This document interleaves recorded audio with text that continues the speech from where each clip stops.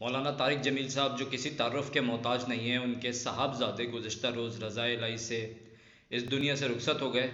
और जो cause of death था वो उन्होंने अपने आप को गोली मारी, क्योंकि वो डिप्रेशन के मरीज़ थे और इस वजह से वो अक्सर जहनी तनाव का भी शिकार रहते थे और इसी वजह से उन्होंने अपनी ज़िंदगी को ख़त्म कर लिया। तो बताया जाता है कि वो घर में अमूमन उनको अकेला नहीं छोड़ा जाता था, लेकिन क्योंकि वो घर में अकेले थे तो इस वजह से उन्होंने अपने ही गार्ड से पिस्टल लेके अपने सीने में गोली मारी। गार्ड ने कोशिश करी कि उनको रोके किसी तरीके से, लेकिन वो उसमें कामयाब नहीं हो सका, क्योंकि उन्होंने एकदम से ये अमल किया। तो जाहिर है जब आप किसी से एकदम पिस्टल लेंगे या छीनेंगे तो शायद सामने वाले को भी एक मिनट समझ ना आए, और स्पेशली जब मुलाजिम के साथ ऐसा कोई इकदाम उठाया जाए। तो वो मालिक थे, जाहिर है वो क्या बोल सकता था, मुलाजिम जो था बैरल।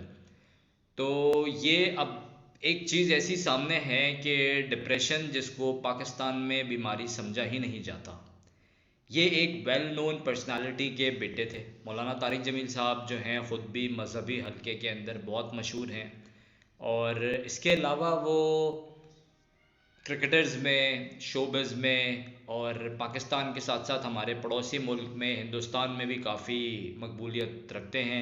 उनके मद्दा बहुत हैं, उनके चाहने वाले, उनके सुनने वाले बहुत लोग हैं। काफ़ी लोग उनकी मतलब तरबियत से फैज़याब होकर पाक इस्लाम, दीन इस्लाम में दाखिल हुए। जैसे कि क्रिकेटर यूसुफ यूहन्ना हैं, उनके बारे में कहा जाता है मोहम्मद यूसुफ हैं वो। और इसी तरीके से इंडिया में भी उन्होंने बहुत तबलीग करी।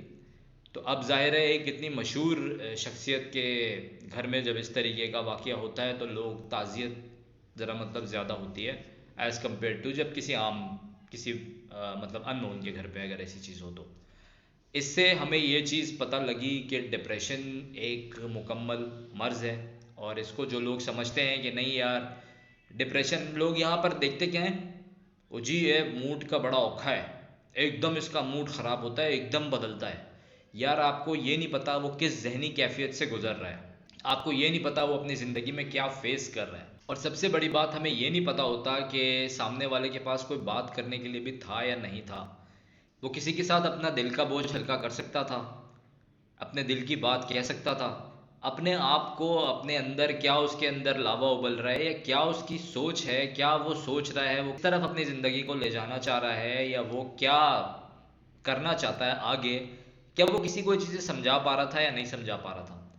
ये कुछ ऐसी हकीकतें हैं हमारे माशरे की, स्पेशली पाकिस्तान की, कि मैं कहूँगा आपको कि लोग इस चीज़ के ऊपर ध्यान ही नहीं दे रहे हैं। लोगों को पता नहीं है, अभी तक समझ नहीं आई है, अगर कोई जहनी बीमार भी होता है, अगर वो एज में ज़्यादा है और जहनी तौर पर ठीक नहीं है, तब भी लोग उसकी बात मान रहे होते हैं, जबकि होता वो बंदा जहनी बीमार है।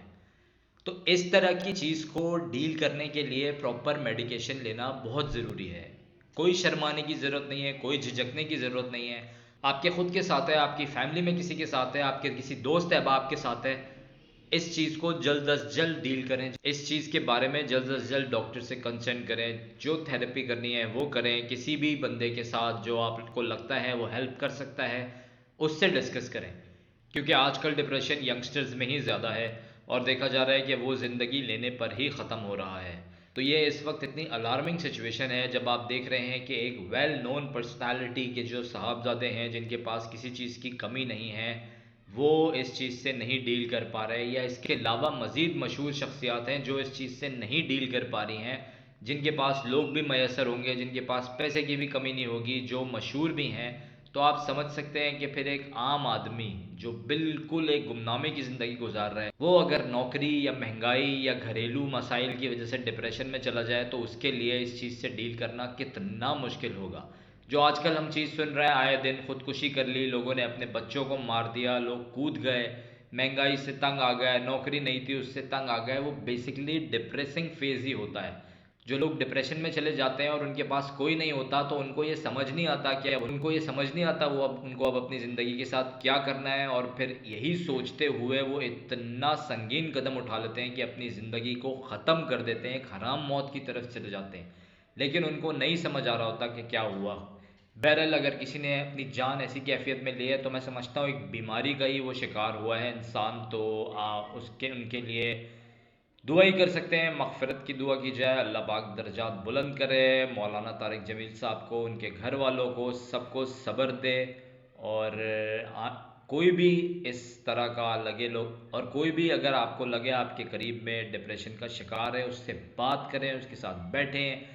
उसको नहीं तो किसी ऐसे बंदे से मिलवा दें, किसी डॉक्टर का बता दें, किसी साइकियाट्रिस्ट का बता दें, ताकि वो अपनी प्रॉब्लम को सॉल्व कर सके। और वो लोग जिनको पता है कि वो इस चीज़ में मुब्तला हैं, आप लोग झिझके नहीं, आप लोग कदम उठाएं, आगे बढ़ें। कोई ऐसी बात नहीं है, अगर कोई बीमारी हो गई आप उस चीज़ से बाहर निकल सकते हैं। डिप्रेशन कोई ऐसा मर्ज नहीं है जो छूने से लग जाएगा। ये चीज़ इलाज हो सकता है इसका, और बात कर कर ये चीज़ कम हो सकती है। अगर वीडियो पसंद आए चैनल को सब्सक्राइब कीजिएगा, लाइक का बटन दबाइएगा। अल्लाह पाकिस्तान का हामी नासिर रहे।